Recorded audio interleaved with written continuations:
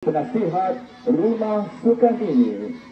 Dengan slogan pasukan Johan tidak gentar terus marah, kontijen ini telah dibimbing oleh Encik Christine Adli Anak Mat, Cik Pauline Buyong, Cik Nadiatul Atika binti Badru Hisham, Puan Nur Emira binti Abdul Malik, Cik Nur Suria binti Iskandar,